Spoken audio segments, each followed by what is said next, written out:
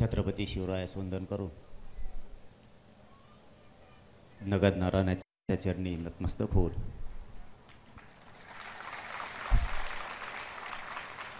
आज स्वर्गीय मराठा समाजाची चळवळ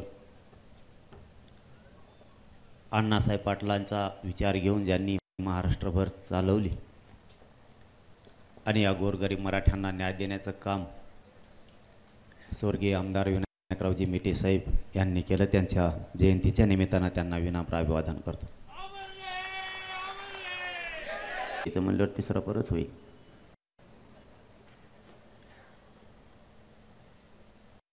माननीय मेटे साहेबांचं स्वप्न होतं गोरगरीब लोकांना न्याय मिळाला पाहिजे, त्यांना आरक्षण मिळालं पाहिजे. स्वर्गीय अण्णासाहेब पाटलांचंही स्वप्न होतं मराठा समाजाला आरक्षण मिळालं पाहिजे. स्वर्गीय अण्णासाहेब पाटील, माननीय स्वर्गीय आमदार विनायकरावजी मेटे साहेब यांचं बलिदान या आरक्षणासाठी गेलंय. हा मराठा समाज कधीच नाही विसरणार. अण्णासाहेब जावळे पाटलांचं, वडजे सरांचं आणि याचबरोबर 450 ते 500 मराठ्यांच्या पोरांचं बलिदान या मराठा आरक्षणासाठी गेलं. हा मराठा समाज कधी विसरणार तर नाहीच, पण आरक्षण घेतल्याशिवाय सोडणार नाही. ही जबाबदारी आपल्या खांद्यावरती. एकही गेलेलं बलिदान वाया जाऊ द्यायचं नाही, ही जबाबदारी आपल्या सर्वांच्या खांद्यावरती. यांचे स्वप्न पूर्ण करण्याची जबाबदारी आता समाजाच्या खांद्यावर आहे. आपण नाही हटायचं.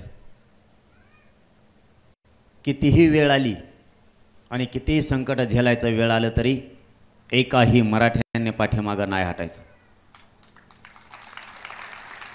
आता आपले भैया बोलताना बोलले, राजकारणातून 10% लोक मोठे होतात, पण 90%चं काय?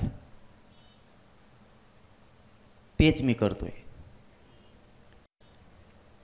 10% सुधारतील, पण 90%चं काय? 100%च मराठा मोठा करायचा, त्याच्यासाठीच हे लढाई आणि संघर्ष उभा. घराघरातल्या मराठ्यांच्या पोराला आरक्षण मिळालं पाहिजे. हा जातीवाद नाही आहे, पण मी काहीच करू शकत नाही. मी जातीवाद केला नाही. या आज स्वर्गीय मेटे साहेबांच्या जयंतीच्या निमित्तानं प्रामाणिकपणानं सांगतो, मी जातीवाद केला नाही आणि कधी करणार सुद्धा नाही. माझ्या समाजाला, माझ्या समाजाच्या लेकराला आरक्षण लागतंय, त्या मायबापानं केलेल्या कष्टाचं चीज झालं पाहिजे. स्वप्न घेऊन मी रस्त्यावरती. आमचा हक्काचा असताना तुम्ही जर आम्हाला मिळून देणार नसाल, पर जातीवाद कोण करतं हे तुम्हीच शोधा आणि होऊ द्यायचा का नाही ते तुम्हीच ठरवा. याला मराठा जबाबदार अजिबात नाही. मराठ्यांचं मराठवाड्यातलं आरक्षण जर बघितलं, कारण आरक्षणाचा या ठिकाणी विषय बोलण्याचं कारण असं आहे की आपल्या मेटे साहेबांना स्वतःचं बलिदान या आरक्षणासाठी दिलंय, म्हणून हे सांगणं गरजेचं आहे.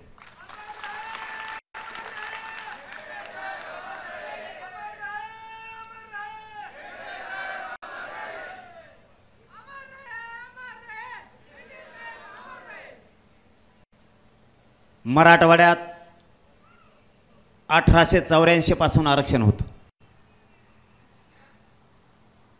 सातारा संस्थान आणि बेळगावच्या गॅजेटमध्ये सुद्धा मराठ्यांना आरक्षण आहे. बॉम्बे गव्हर्नमेंटच्या गॅजेटमध्ये सुद्धा मराठ्यांना आरक्षण आहे. ज्या विभागानुसार प्रांत येत होता त्यानुसार रचना केली गेली आणि ज्याच्या त्याच्या व्यवसायाप्रमाणे ज्याला त्याला आरक्षण दिलं गेलं होतं. तुम्हाला आरक्षण दिलं ते 1967 ला दिलं 180 जातींना. 89-90 ला दिलं ते मंडल कमिशननं दिलं. तुमच्या अगोदर आम्ही आरक्षणात आहेत हे तुम्ही का समजून घेणार, हा आमचा मूळ प्रश्न आहे. आमच्या नंतर, स्वातंत्र्याच्या नंतर तुम्हाला आरक्षण दिलं गेलं. हे नेते ओबीसींचे समजून घ्यायला तयारच नाही. गावखेड्यातल्या ओबीसी बांधवांनाच माझी आज या मेटे साहेबांच्या जयंतीच्या निमित्तानं सांगणं आहे, तुमच्या अगोदर आम्ही 100-150 वर्षापूर्वी आरक्षणात येत. तुमच्या नेत्याला जरा समजून सांगा, आपण गावखेड्यात गुन्ह्या गोविंदाने नांदतोय, आपल्याला हा आनंद कायम गावखेड्यात ठेवायचा. आमची असं नसतं होत. आमच्या 57 लाख नोंदी सापडल्यात, त्या तुम्ही देऊ नका म्हणताय. मला जे कोण म्हणतं जातीवाद पसरलाय त्याला माझं एवढंच सांगणं आहे, 57 लाख नोंदी जर मराठ्यांच्या सापडल्यात, उदाहरणार्थ मराठ्यांच्या जमिनीचा 7/12 सापडलाय, तर तुम्ही त्या रद्द करा म्हणताय. म्हणजे जातीवादी कोण? मराठा जातीवादी कसा होऊ शकतो? छत्रपतींचे ते संस्कार या महाराष्ट्रावरती आणि देशावरती नाही आहेत, आणि मराठ्यांवरती तर अजिबातच नाहीत की जातीवाद केला पाहिजे. जातीवाद कसा? आम्ही आंदोलन उभा केलं, तुम्ही आमच्या पुढे आणून उभा करायचं, याला काय म्हणतात? आम्ही मराठा क्रांती मोर्चे काढले, तुम्ही प्रति मोर्चे काढले, त्याला काय म्हणतात? मी कधीच नाही केला जातीवाद. मी माझ्या समाजाला न्याय मिळावा म्हणून लढतो. आणि अण्णासाहेब पाटील, आमचे स्वर्गीय मेटे साहेब, जावळे पाटलांपासून 350-400 बलिदानं गेले समाजाला न्याय मिळावा म्हणून, आणि ती जबाबदारी खांद्यावर पेलून आम्ही आमचा संघर्ष सुरू केलाय. तुम्हाला मिळालंय, आम्ही तुमचं नाही घेत. फक्त सांगताना ओबीसीच्या नेत्यांना नीट सांगितलं पाहिजे, आम्ही तुमचं नाही घेत, आमचं आहे, 150 वर्षापूर्वीचं आहे, ते आम्ही मागतो. तुम्हाला नाही कळायचं. ज्या बापानं कष्ट करून पोरग शिकवलं ते 1% नोकल्यावर त्या बापाच्या डोळ्यात पाणी नाही तर रक्ताचा ओघळ येतोय, हे तुम्हाला नाही कळायचं. ज्या लेकराचा MBBS साठी 1% नंबर हुकला आणि त्याच्या बापानं ऊस तोडलाय, त्या पोराच्या काय वेदना असतील आणि त्या आई बापाच्या काय वेदना असतील तुम्हाला नाही कळायचं. स्वर्गीय अण्णासाहेब पाटलांच्या आणि स्वर्गीय मेटे साहेबांच्या मराठा समाजाविषयी लढ्याच्या काय वेदना होत्या तुम्हाला नाही कळायच्या. तुम्ही प्रत्येक विषयात फक्त राजकारण आणि राजकारणच आणणार. तुमच्या त्या विचाराला आम्ही मराठा काही करू शकत नाही. आम्हाला हे बलिदान वायाला नाही जाऊ देता येणार. एखादा लेकरू जर इंजिनियर होण्यापासून, नोकरीला लागण्यापासून जर वंचित राहिलं ना, तर त्या लेकराची तरफड विचारा, एकदा त्याला विचारू त्याचे काय हाल आहेत. लेकरं आमचे गळाला फास लावून घ्यायला लागलेत. या आम्हाला जातीवादी म्हणणाऱ्यांना आमच्या वेदना नाही कळायच्या.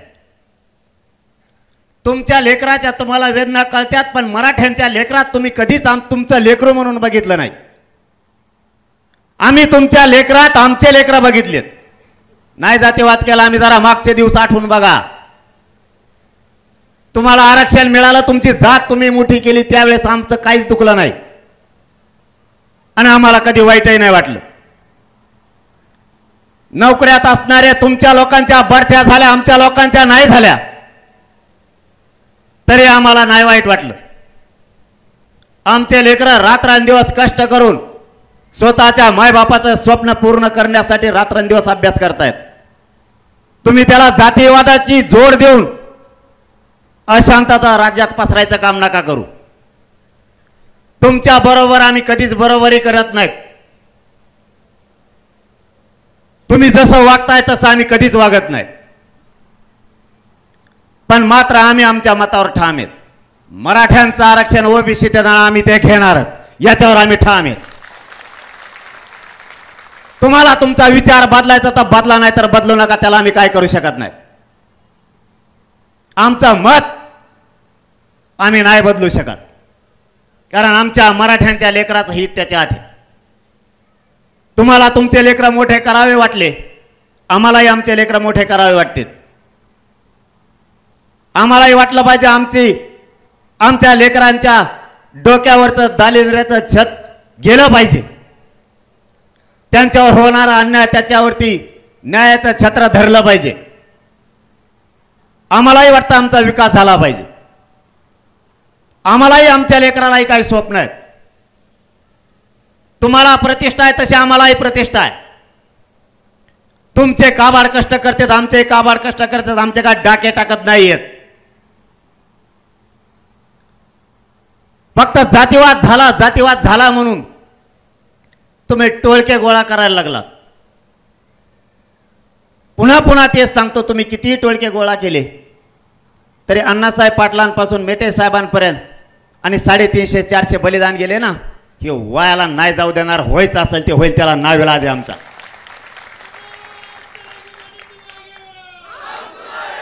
ही ना कोणची चिथावणी ना धमकी आहे, काही नाहीये. हा आमचा हक्क आहे. तुम्ही फक्त तुमच्यात परिवर्तन करा. तुम्ही एकत्र आल्यावर काय नाही, आणि आम्ही एकत्र आलो की जातीवाद. हे कोणचं संविधान आणि कोणचा कायदा चालवताय तुम्ही? घटनेच्या पदावर तुम्ही बसणार. तुम्ही एकत्र आले की शांतता, आणि आम्ही एकत्र आलो आमच्या मागं उभा राहणे तुला धोपटी. ही कुठली भाषा यार तुही? ही कोणची भाषा आहे? तुम्ही एकत्र आलात, आम्ही आनंदानं बघितलं. तुम्हाला आरक्षण मिळालं, आम्ही आनंदानं बघितलं. हे काही मराठ्याचं निवेदन नाहीये की त्यांना आरक्षण देऊ नका म्हणून. तुमचे निवेदनाचे ढिगलं पडलीत. तुम्ही झोपाना आदबी मराठ्याला आरक्षण मिळू नये म्हणून तुम्ही पडेल सगळा माल गोळा केला ते येवल्यावाल्याने, आणि मिरत आहे तिकडं अंतरवाली जवळच येत आहे. तेव्हा जातीवाद नाही का?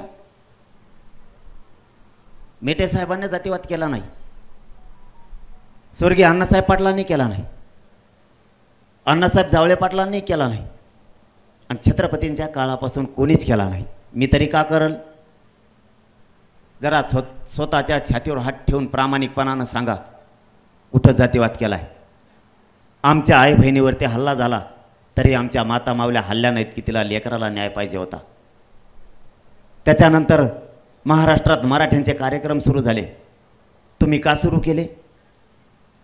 आणि ते पण आंबडमधूनच. तुम्ही स्वतःला कधी विचारलं का आपण पण जातीवाद करतोय म्हणून? आम्ही फक्त एकत्र आलो, तुमची एवढी फजिती झाली. तुम्हाला कोणाला झोपा येणार, त्याला मी तरी काय करू? तुम्ही एकत्र आलोत, आम्ही आनंदानं बघितले. पुढच्या काळातही बघू. तुम्ही उलट खुश व्हायला पाहिजे होतं. आपली जात एक आली, आता मराठ्याची आली, खूप चांगलं झालं. तुम्ही लोक अडवायला लागले हो. तुम्ही आमच्या गोरगरिबांना त्रास द्यायला लागलात. मराठा काय चीज असतो ना, मी मागच सांगितलं होतं, मराठ्याच्या नादी लागू नका, तांगे उलटे फलटे होते. हे लय अवघड खेळे. ताई मोगा बोलताना बोलल्या, एक साधा माणूस मुंबईला आला, कधी वाटत नव्हतं या पदावरती विधान परिषद विधानसभा गाजवतील, कधी आमदार होतील. ताई, ह्या मराठ्यांनी जर मनावर घेतलं ना, या राज्यात काहीही होऊ शकतं.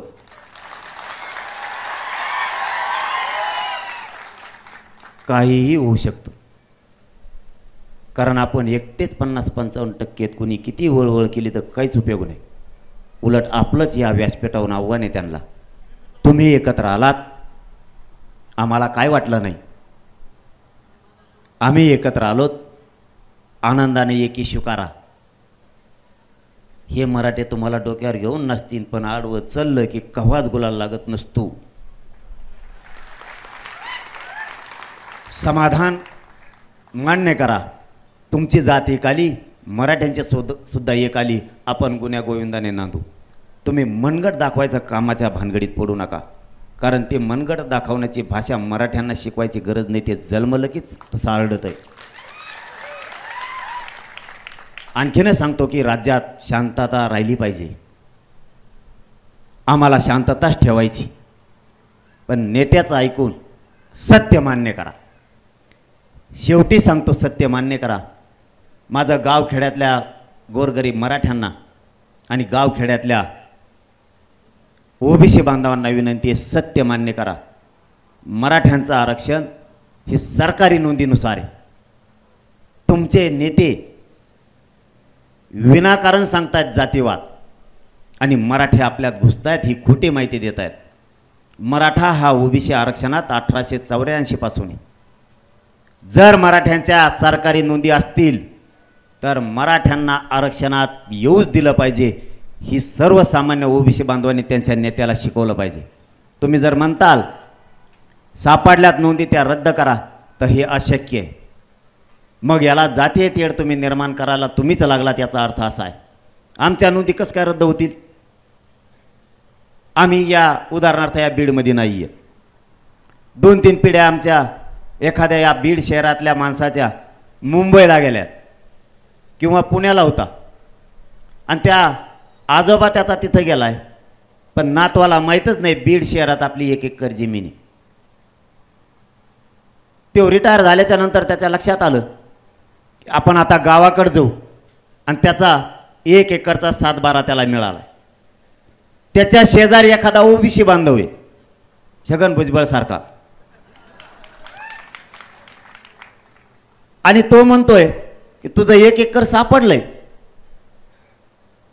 पण तो ह्या वावरात येऊ नको. कोणाला मान्य इथं बसलेल्याला? देतान का सोडून 1 एकर वावर? त्यांचं असं म्हणणं आहे, तुमचं 1 एकर सापडलं तरी पण तुमच्या बांधाच्या शेजारी वावर आहे, मग बैल चरायला ते लागत आहे. म्हणजे तो हे बैल चारासाठी आमचे लेकरं उपाशी मारितो का? आमचं ते हक्काचं आहे, ते आम्ही मिळवणार आहेत. तसं मराठ्यांचं आरक्षण हक्काचं आहे. याच्याही पुढचं सांगतो आणि थांबतो. 1967ला ज्यावेळेस ओबीसीनं आरक्षण दिलं त्यावेळेस कुणबी आणि मराठा एक आहे, त्याच्यामध्ये 83 क्रमांकाला नोंद आहे. 180 जाती घातल्या, मग तेवढ्याच राहायला पाहिजे होत्या. 450 झाल्याकडून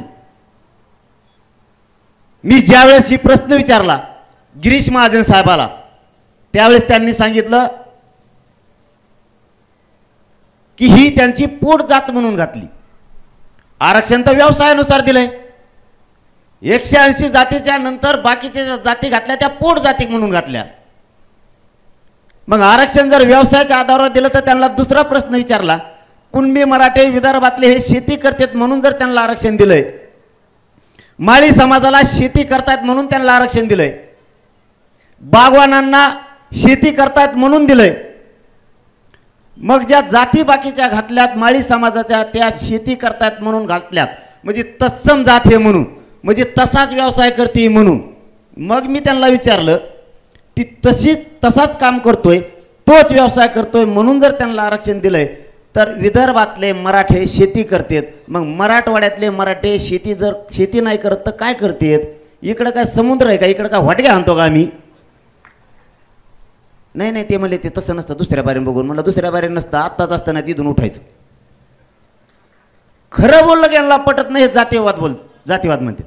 आणि मग सगळ्यात मोठा मायनस पॉईंट एक आहे, मी खरं बोलतो, माझ्या पोटात कपट नाही म्हणून यांचं पोट दुखत आहे. मी आहे ते सरळ बोलतो. मग मराठा आणि कुणबी एकच आहे. सुशील कुमार शिंदे साहेबाच्या सरकारनं तोच आधार घेतला आणि 2004ला मराठा आणि कुणबी एक हे कायदा पारित केला. आमचं म्हणणं आहे 2004चा कायद्यात सुलभता आणा, अटी शर्ती कमी करा. 83 क्रमांकाला जर कुणबी त्याच्यामध्ये, तर कुणबी किंवा मराठ्यांची पोटजात कुणबी होत नाही का? तुमच्या सगळ्या जाती पोटजाती झाल्या, मग कुणब्यांची पोटजात मराठा होत नाही का? व्यवसाय तर एकच आहे. नाही म्हणले ते तसं नाही जमत. म्हणलं तसं नाही जमत तर मग आम्ही नाही उठत. म्हणून सरसकट आपली मागणी होती की सरसकट मराठ्यांना कुणबी प्रमाणपत्र द्या. आजही ती जे बदल तिच्यात काहीच नाही. फक्त त्यांचं म्हणणं होतं सरसकटला त्यांचं लय पोट दुखत आहे, नवीन शब्द आणा म्हणून जे जे आणले त्यांनी आपल्याकडं नवीन शब्दासाठी. म्हणजे हे सगळ्या सोयऱ्याच्या अंमलबजावणीला मला उद्या येड्यात काढू शकतात. म्हणून माननीय मेटे साहेबांच्या व्यासपीठावरूनच सांगतो, जयंतीच्या निमित्तानं सरकारलाही पुन्हा आठवण करून देतोय, यांनी माझ्याकडे जे जे आणले, सचिव अंतर्वालीत आणले, 12-13 मंत्र्यांची फौज आणली, त्यातल्या कोणालाच आरक्षण कळत नव्हतं असले सगळे गोळा करून आणले. अभ्यासक सुद्धा आणले आरक्षणाचे, कायद्याचे अभ्यासक आणले, घटनेचे अभ्यासक आणले आणि कायदा कसा पारित करावा लागेल सगळ्या सोयऱ्याच्या याच्याबाबत खलबत सुरू झाले. सकाळी 10ला बैठक सुरू झालेली, रात्री 8:30 वाजता संपले अंतर्वाली. म्हणले सगळा सोयऱ्या शब्द बसतोय, सरसकटला हे जुळतंय. त्यातला एक मंत्री तरी म्हणला, मला एक नाही कळलं, म्हणला आपण म्हणलं सरसकट्यांची मागणी सरसकट मराठ्यांना कुणबी प्रमाणपत्र द्या, आणि आपण म्हणलं सरसकट नको दुसरा शब्द आणा. ह्या पट्ट्यांनी सगळ्या सोयरा शब्द आणलाय. पण मला याच्यात असं दिसतं हे सरसकटच झालं ना. मी त्यांना त्याच व्यासपीठावर सांगितलं होतं, सगळ्या सोयऱ्यांची व्याख्या ही आमच्याप्रमाणे असणार आहे. म्हणजे ज्या मराठ्यांची नोंद निघाली त्या मराठ्यांच्या सगळ्या सोयऱ्याला द्यायचं. सगळा सोयऱ्या त्यांना समजला नाही काय. गिरीश महाजन साहेबांनी मला सगळ्या सोयऱ्यांची व्याख्या सांगितली. सगळे सोयरे म्हणजे काय, 2 मिनटं आहे ना, घेऊ का? सगळे सोयरे म्हणजे काय त्यांनी मला सांगितलं. म्हणलं सगळ्या सोयऱ्याला द्यायचं. ते म्हणले हो तुमच्या म्हणण्याप्रमाणेच सगळ्या सोयऱ्याला ज्याची नोंद सापडली त्याच्या सगळ्या सोयऱ्याला द्यायचं. मोजायला लागले कांड्यावर असं सगळ्या सोयऱ्या म्हणजे चुलता, पुतण्या, आजा, आजोबा. म्हणलं तुमच्याच सगळे सोयरे हे केव्हापासून झाले, या चुलता पुतण्यासंग लग्न करतात का? आमच्यात नाही भाऊ करीत म्हणलं, कारण ते सगळे सोयरे होऊ शकत नाहीत ना. म्हणलं सगळे सोयरे म्हणजे मराठा समाजात पिढ्यानं पार परंपरेनुसार घनगोतात लग्नाच्या सोयरीकी जुळतात ते सगळे सोयरे. एका मराठ्यांची नोंद निघाली त्या मराठ्यांचा व्यवसाय शेती, पण ज्या मराठ्यांची नोंद निघाली नाही त्याचा पण व्यवसाय शेती. एकमेकाच्या रोटीपिटी व्यवहार होतोय. जरी नोंद निघाली नसली तरी त्याच नोंदीच्या आधारावर त्याच्या सगळ्या सोयऱ्यांना राज्यातल्या कुणबी प्रमाणपत्र द्यायचे. त्यातला एक मंत्री खूप चतुर होता. तेव्हा म्हणला मग तर हे सरसकटच होतंय. मराठ्याची जर एक नोंद सापडली तर त्या एका मराठ्याच्या अर्ध्या महाराष्ट्राला येडा येईन म्हणला. आणि म्हणला मग तसंच असतं, तुम्हाला सरसकट नाही ना पाहिजे तर सगळ्या सोयऱ्यांना द्यावा लागणार. हे गॅजेटचे सुद्धा विषय त्याचपासून आहेत. 13 तारखेच्या आत हे सगळे विषय घ्यायचं ठरलंय. सगळ्या सोयऱ्यांची अंमलबजावणी आपल्या व्याख्याप्रमाणे त्यांनी जर नाही दिली तर आपल्याला ती अंमलबजावणी मान्य नाही. गॅजेट हैदराबादचं, सातारा संस्थांचं आणि बॉम्बे गव्हर्नमेंटचं हे घ्यायचं. 83 क्रमांकाला मराठा आणि कुणबी एक ते पण द्यायचं असं सगळं ठरलंय. त्यामुळे एकूण 9 मागण्यात त्या घेतल्या तर ठीक नसता मला काय राजकारणात यायचं नाही. तुम्ही परत म्हणता ते विषय कम घ्या ना बाबा, आम्ही म्हणलो मला राजकारणात यायचं नाही. माझ्या समाजालाही राजकारण करायचं नाही. आमचा उद्देश फक्त एकच आहे, गोरगरीब मराठ्यांना त्याचं हक्काचं आरक्षण मिळवून देऊन गोरगरिबांच्या लेकराच्या अंगावर वर्दी चढलेला आम्हाला बघायचं आहे त्या आरक्षणातून. एवढं स्वप्न आमचं आहे, राजकारण आमचं स्वप्न नाही. आणि जर करा बाबा तुम्ही 13पर्यंत नाही दिलं आणि मग मी जर उतरलो तर आपला कचका तसा असतो पाडा म्हणायला मग मी ढिलं पडत नाही. आणि मग इतके पाडी की 288तलं एक बी येऊन देणार नाही. कारण मला त्याच्यात जायचं नाही. माझ्या जातीला मला न्याय द्यायचा आहे. आणखीन राजकारणाकडं मी 13 तारखेत नसल्यामुळं मी आज काही शब्द कोणचा देऊ शकत नाही, कारण मी धोका कधी देत नाही.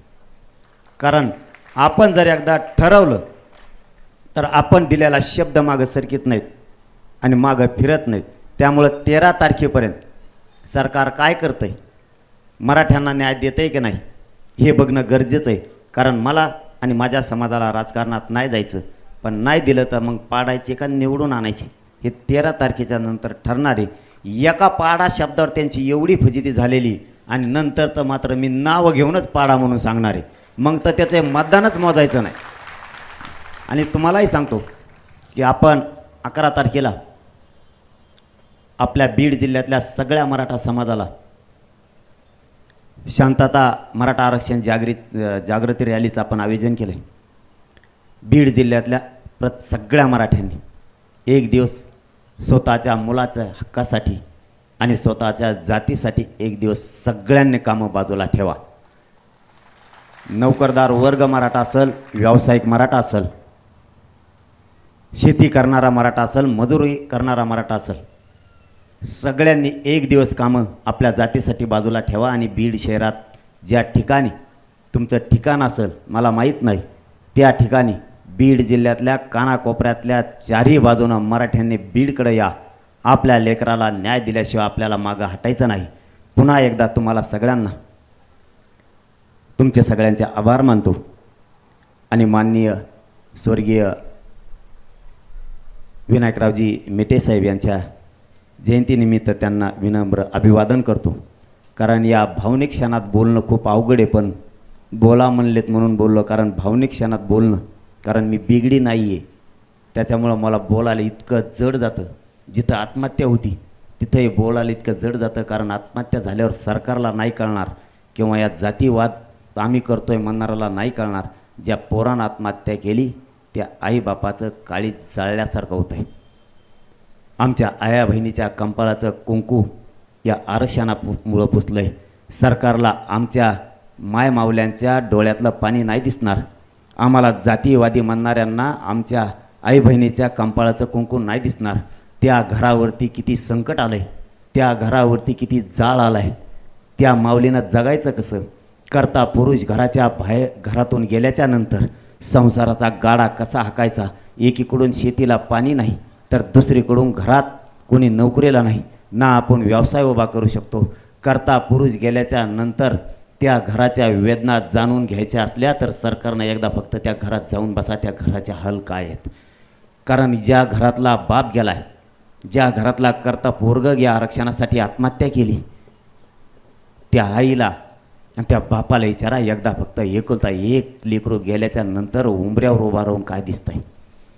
ज्या ज्या वेळेस ती उंबऱ्याला शिवती त्या त्यावेळेस समोरच्या बाज टाकलेल्या बाजावर आपला बाप किंवा आपला लेकरू ज्यावेळेस दिसत नाही ना, ती आई कोपऱ्यात जाऊन ढसा ढसा होक्साबोक्सी रडते. याची जाणीव तुम्हाला नाही कळणार या सरकारला.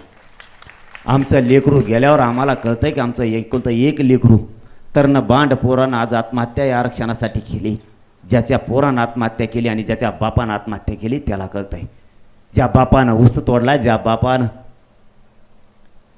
व्याजानं पैसे काढून पोरं शिकवलं आणि ते पोरं त्याचा 1% हुकल्यामुळं बापानं तिकडंच फाशी घेतली किंवा त्या पोरानं तिकडंच फाशी घेतली. तुम्हाला इतक्या निर्दयी सरकारला मराठ्यांच्या वेदना नाही कळायच्या. आम्हाला जातीवादी म्हणणाऱ्याला आमच्या वेदना नाही कळायच्या. आमचं दुःख काय, आम्हाला हा न्याय मिळवून द्यायचा आहे. आम्हाला त्या कंपाळाचं जे कुंकू पुसलं आहे ती जबाबदारी आमच्यावरती, त्यांचं स्वप्न साकार करण्याची. आमच्या करोडो मराठा समाजानं रात्रंदिवस काबाड कष्ट करून जे स्वप्न बघितले ते स्वप्न पूर्ण करायचे. ते स्वप्न पूर्ण करण्यासाठी आज आमचा हा संघर्ष सुरू होईल. हे जातीवाद वाढवण्यासाठी संघर्ष नाही, परंतु तुमचे विचार तुमच्याजवळ आहेत, आमचे विचार आमच्यापाशी आहेत.